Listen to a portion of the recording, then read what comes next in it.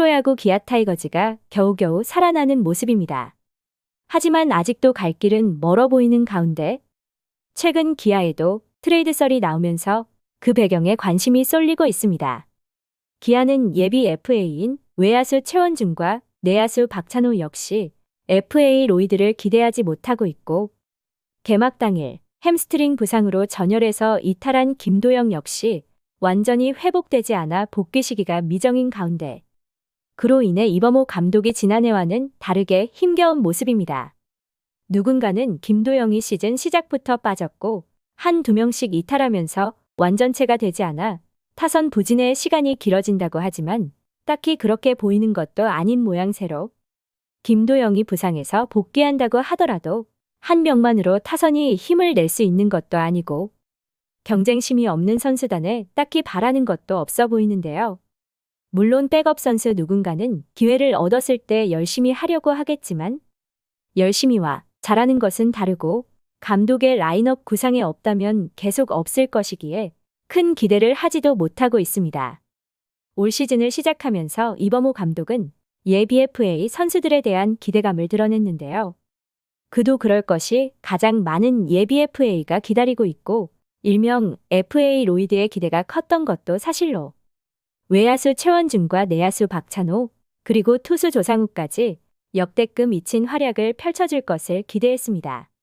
하지만 시즌이 시작된 이후 그 기대감은 사라졌고 최원준과 박찬호의 컨디션이 올라오고는 있지만 미친 활약까지는 아직도 갈 길이 먼 상황입니다.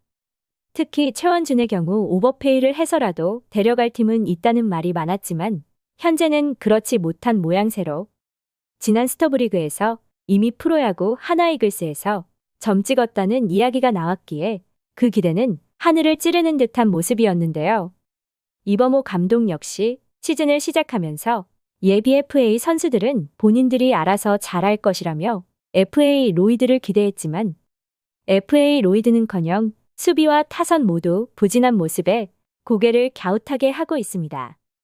이런저런 요인이 있겠지만 기아 타선은 확실히 FA 로이드를 받지 못하는 모습이며 투수진 역시 마찬가지인데요. 치열한 중위권 싸움에서 바닥도 찍어봤고 겨우겨우 경기를 이어가는 듯한 모습이며 이범호 감독 역시 선수들을 어찌할 바를 모르는 듯한 모습입니다. 이 와중에 최근 온라인 커뮤니티 등에서는 트레이드에 대한 소문이 들려오고 있는데요. 4월 초 질책성 2군행을 알렸던 홍종표 트레이드에 대한 이야기로 지난해 소리 없이 엔트리에서 사라진 이후 공개적으로 밝히지 않았지만 온라인 커뮤니티 등에서는 홍종표에 대한 여러 이야기가 퍼져나갔고 시즌을 시작하면서 일련의 사건에 대한 해명의 시간까지 만들며 애지중지 여겨졌던 선수이기에 놀라울 수밖에 없었는데요. 홍종표는 2020년 2차 2라운드 전체 16번으로 기아 타이거즈에 입단했고 상무 제대 이후 주축 백업 자리를 차지할 정도로 팀에서도 가능성을 인정받았습니다. 지난해 소리 없이 엔트리에서 사라지기 전까지 100경기에 나서면서 타율 2할 9푼 5리 11타점, OPS 0.729의 성적을 남기며 성장세를 보여줬습니다. 하지만 어느 순간 엔트리에서 사라지면서 궁금증을 자아냈는데요. 엔트리에서 말소되기 전 온라인 커뮤니티에는 홍종표에 대한 게시글이 올라왔고 내용은 상당히 충격적이었습니다. 물론 올 시즌이 시작되면서 기아 구단과 선수 본인이 밝힌 내용과는 조금 다르지만 어찌됐든 사생활 문제와 더불어 충분히 논란이 될 법한 이야기였는데요. 지난해 정규 시즌 막판 정규 시즌 우승을 확정한 기아는 축제 분위기에 한창 취해 있었지만 온라인 커뮤니티에는 프로야구 선수 A의 사생활 폭로라는 제목의 글이 올라오면서 논란이 됐습니다. 대부분의 폭로글이 한쪽의 일방적인 주장이기에 모든 내용을 믿을 수는 없지만 해당 폭로글은 상당한 논란이 되었고 선수의 사생활보다는 팀의 연고지에 대한 비하 발언 때문이었는데요. 지방팀 1군 내야수라고 지목하면서 야구 관련 커뮤니티 등에는 기아 타이거즈의 홍종표가 지목되면서 논란은 커졌습니다. 프로야구 선수의 개인 사생활이 폭로되는 건 거의 매년 있는 일이고 그만큼 프로야구의 인기가 높아졌기에 관심이 큰 것도 사실로 특히나 젊은 선수들의 경우 개인 SNS를 통해 연락을 하며 연애를 즐기는 경우가 많기에 사실 조심해야 할 부분이기도 한데요. 폭로글의 작성자 역시 SNS를 통해 해당 선수와 연락을 주고받으며 사랑을 싹 틔웠다고 전했고, 시즌이 한창이던 시기에 여러 차례 만남을 가졌다고도 전했습니다. 또한 여러 명의 여성과 동시에 만남을 가졌으며 이러한 피해가 더 이상 발생하지 않았으면 한다는 마음에 글을 작성했다고 적었는데요. 문제는 사생활 폭로글 그 이후였습니다.